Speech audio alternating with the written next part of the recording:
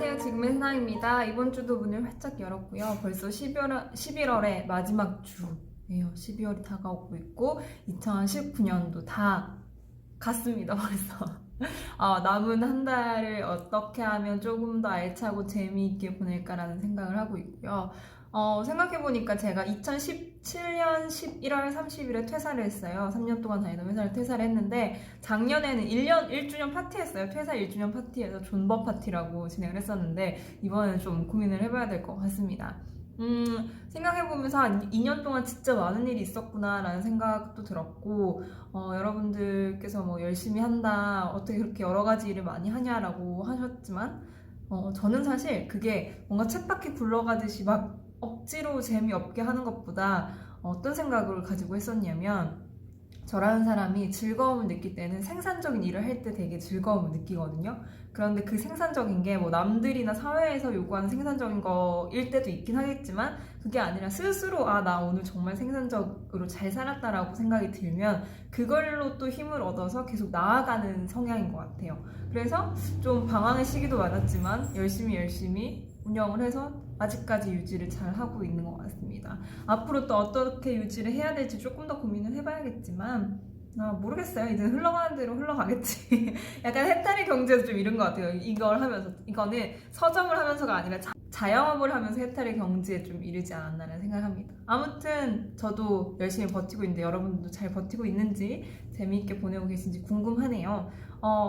이번 주에도 어김없이 여러분들의 고민과 책을 연결해드리는 지금의 고민과 책 시간인데요. 사실 이 내용과 저의 그 2주년, 존버한 2주년과 연결해서 좀 가지고 와볼 만한 고민이었고 또 소개해드릴 책이라고 생각이 들어서 가지고 와봤습니다. 어떤 고민이냐면요. 제가 좀 잘라버렸어요. 제가 딴 거 붙이다가 소개를 해드릴게요.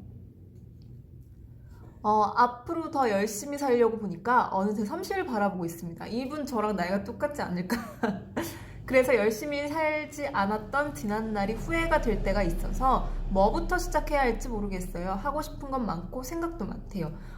열심히 살아왔는데 어느새 보니 30을 달리고 있고 열심히 살지 않았던 지난날이 후회가 들어서 뭐부터 이제 시작해야 되지? 이제야 막막한 그런 상황인 것 같아요.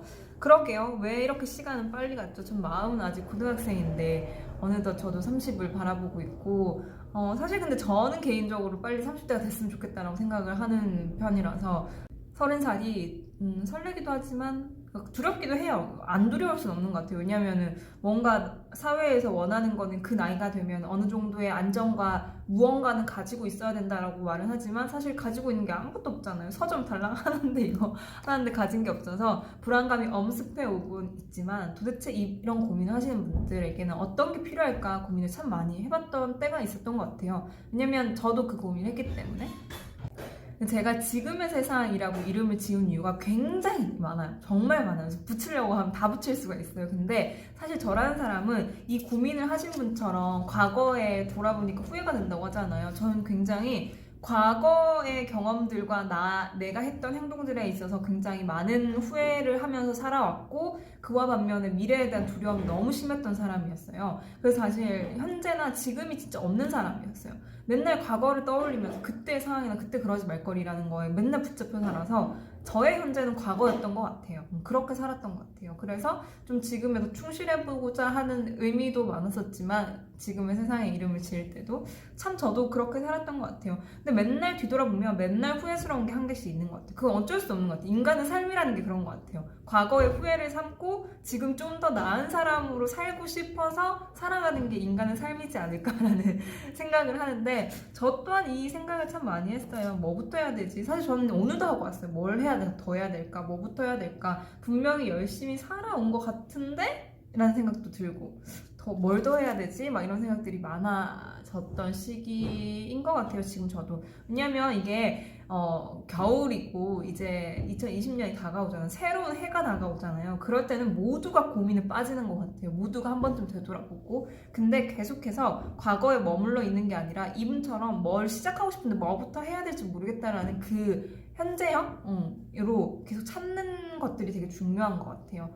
그래서 이분한테 어떻게 또 어떤 좋은 책을 소개를 해드릴까 참 고민을 많이 했는데 이 책이 좀 어렵긴 해도 이 책을 좀 읽어보면서 자기가 왜 지금까지 이렇게 살아왔는지를 한번 분석해보는 책은 어떨까라는 생각이 들었었어요. 그러니까 제가 늘 말씀드리고 늘 추천해주는 책이 우리 인간은 나로만 이루어져 있는 게 아니라 수많은 것들이랑 연결되어 있고 수많은 것에 영향을 받아왔다라고 했잖아요. 근데 그런 것들 중에서도 제가 오늘 추천해드릴 책은 사회적으로 나라는 사람이 어떻게 영향을 끼쳐줬고, 그러니까 내가 지금까지 이렇게 살아왔는데 나는 어떠한 사회적인 영향에 무수히 쌓여서 살아왔는가를 좀 분석적으로 써놓은 책이 있어서 가지고 와봤습니다.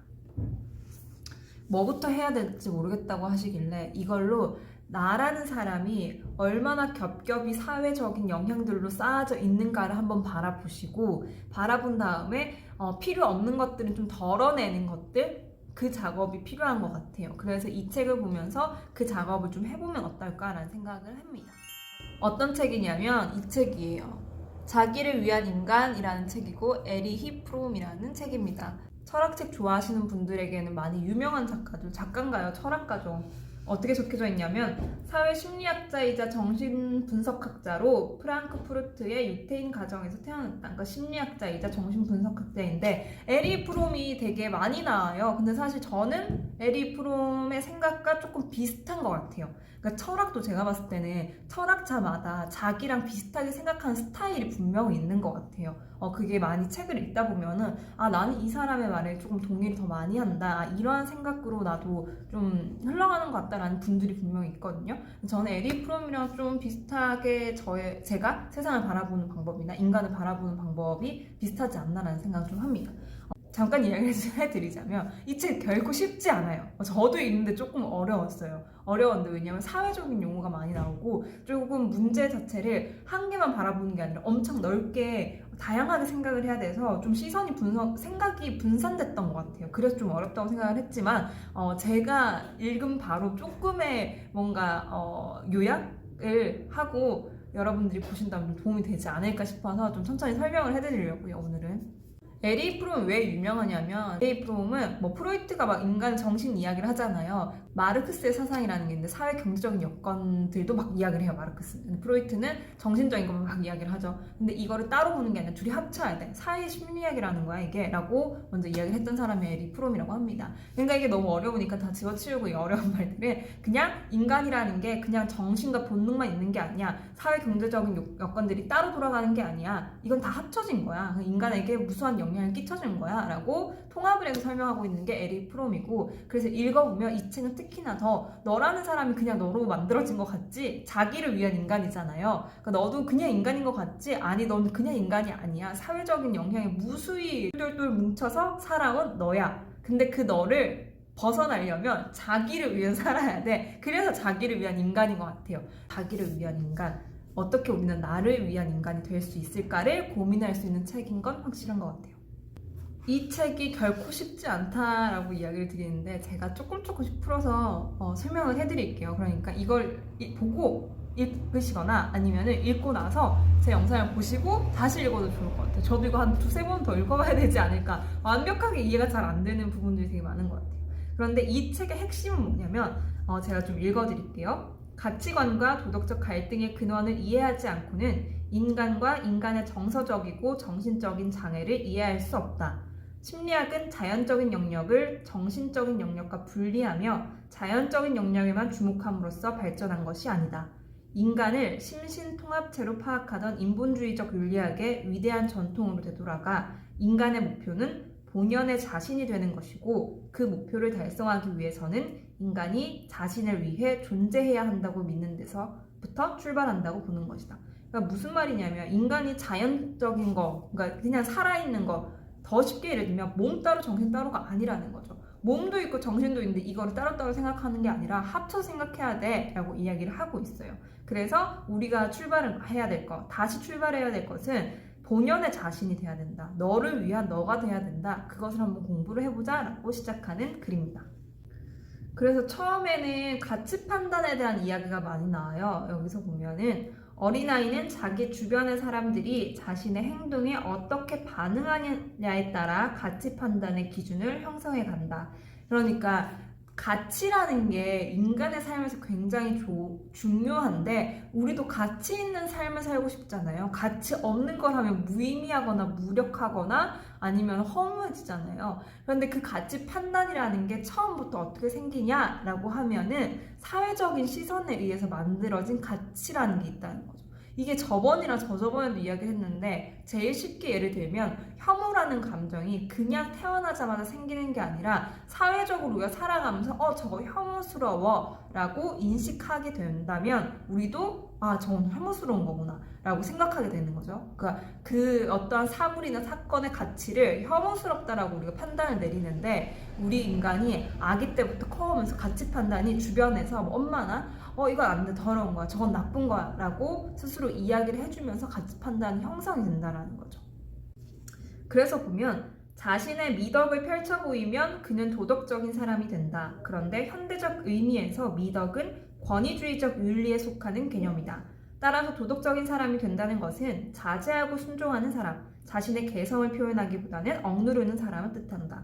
그러니까 우리가 인간 사회에서 대한민국에서 만들어 놓은 가치 판단, 미덕, 윤리적이다라는 것들이 있는데 그것은 굉장히 권위주의적이라는 거죠. 왜 권위주의적이냐고 하면은 우리가 태어나서 스스로 가치 판단을 하기도 전에 누군가에 의해서 가치 판단이 당해지는 거잖아요. 그런 걸 습득하면서 살아오는 거잖아요. 그렇기 때문에 굉장히 그런 게 권위주의적이야. 그래서 나라는 사람은 나의 주장을 처음부터 펼치는 것보다 억누르면서 살아오는 게 인간이야 라고 이야기를 하고 있습니다.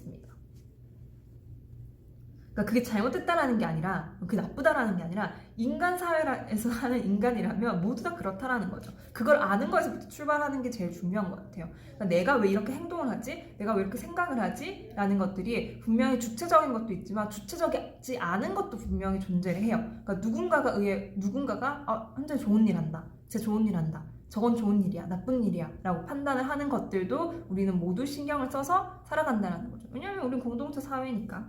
그런 이야기들이 막 일자로 쭉쭉쭉 나오면서 이 장에는 한 인간이 사회와 너무나도 무한히 연결이 되어 있으니까 이렇게 자라왔으니까 그것들을 통합해서 생각해봐야 돼 라는 걸로 또 이어지기 시작해요.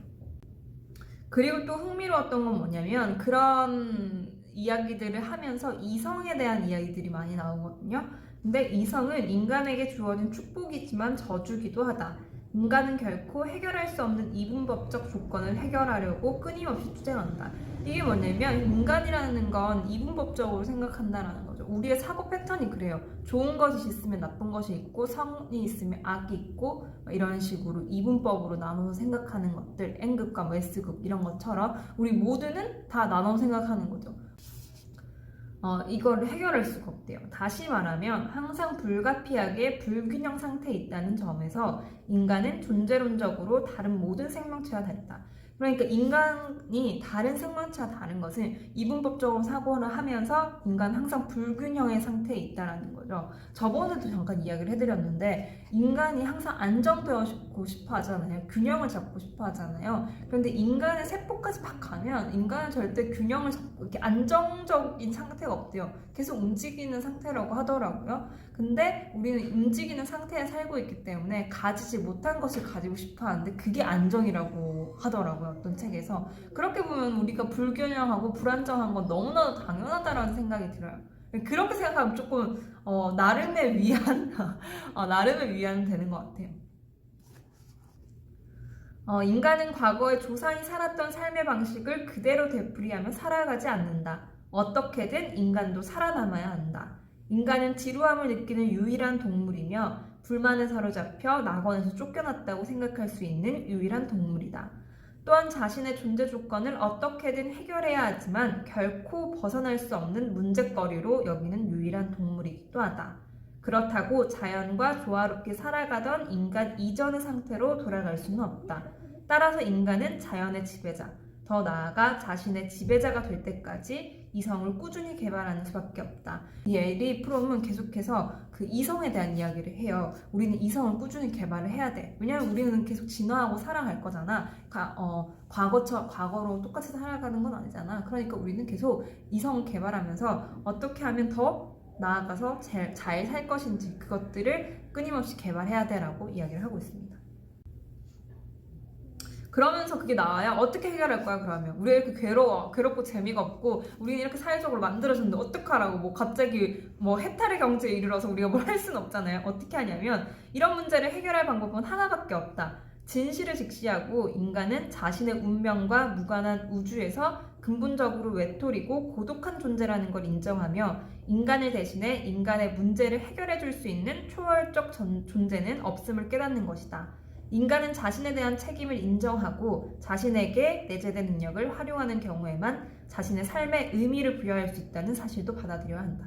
사실 저는 이 문장이 제일 좋았어요. 왜냐하면 제가 되게 생각하는 거랑 비슷한데, 설명을 조금만 더 해드리자면, 문제를 해결하는 건 결국에는 너밖에 없어. 인간밖에 없어. 인간의 문제를 해결해줄 초월적인 뭔가가 없단 말이지. 그러니까 너는 너의 문제를 해결해야 돼. 그렇게 이성을 발달시켜 가면 돼 라고 이야기하고 있는 게 이 문장인 것 같아요.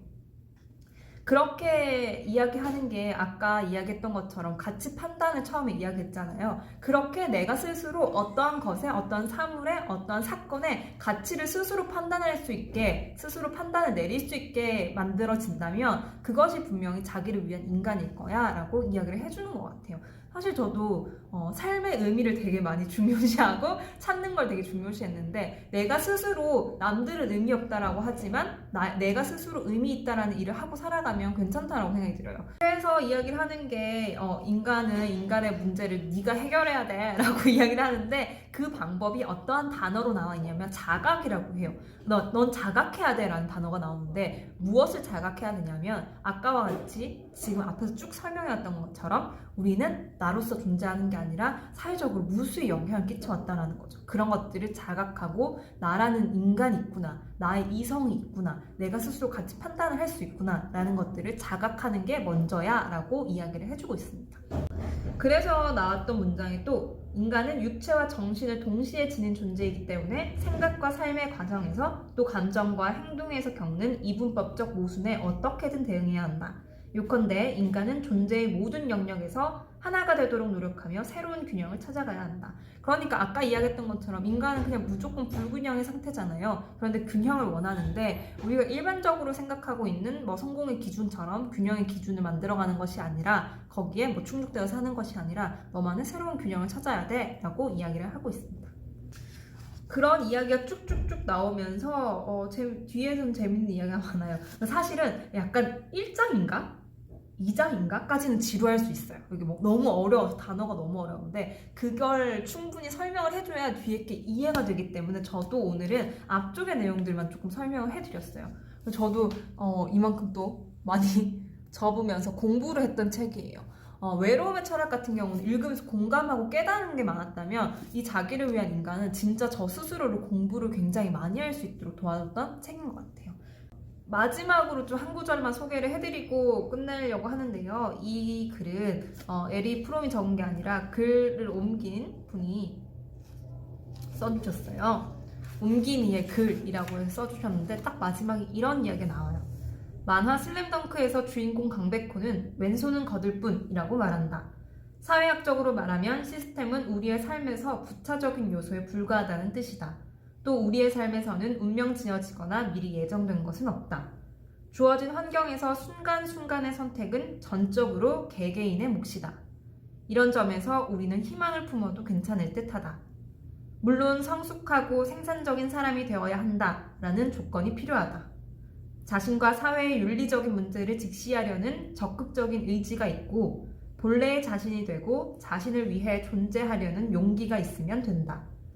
요컨대 어떤 상황에서도 체념하지 말고 자신의 삶을 진지하게 받아들이면 된다. 라는 글을 마지막으로 소개해드리고 싶습니다. 사실 요즘 저도 좀 멘탈을 강화하기 위해서 많이 노력을 하고 있어요. 뭔가 겨울이 되니까 센치해주고 괜찮을까, 할 수 있을까라고 하는데, 그러한 생각이 들 때마다 나는 진짜 잘해낼 거야, 해낼 수 있어 라는 걸로 스스로 희망을 품고 살아가는 것 같아요. 그런 게 없다면, 사실 희망을 품고 살아가는 게 너무 힘든 사회잖아요. 근데 그런 게 없다면 너무나도 그 부정적인 에너지랑 사회적인 이런 꿉꿉함, 우울함들이 저를 잡아먹을 것 같다라는 생각이 들어가지고, 저는 요즘 좀 의식적으로 스스로 희망을 만들면서 살아가야 되겠다라는 생각을 합니다. 앞으로 더 열심히 살고 싶다라는 이분에게 이 책으로 딱 정리를 하면서 스스로 자기 마음에 희망을 좀 품어보면 어떨까, 그걸로 시작하면 어떨까라는 생각이 듭니다. 듭니다. 이러한 생각이 들 때 굉장히 괴로운 건 너무나도 공감을 해요. 사실 자신을 자각한다라는 것, 자기를 안다라는 게 마주보기 싫은 거고 괴로운 과정인 것 같아요. 그냥 이대로 살면 얼마나 편해요. 생각도 안 하고 이렇게. 그런데 이렇게 지금 뭔가 자각을 했잖아요. 나 과거부터 뭔가 열심히 안 산 것 같아. 그런 자각을 했다면 이미 이렇게 살 수가 없어요. 편안하게. 그러면 그냥 괴로운 부딪힘을 해보는 게 어떨까라는 생각이 듭니다. 아무튼 이번 주는 조금 어려운 책인 자기를 위한 인간, 여러분들도 자신을 위한 삶을 사셨으면 좋겠고요. 저는 여전히 지금의 세상에서 기다리고 있겠습니다. 안녕.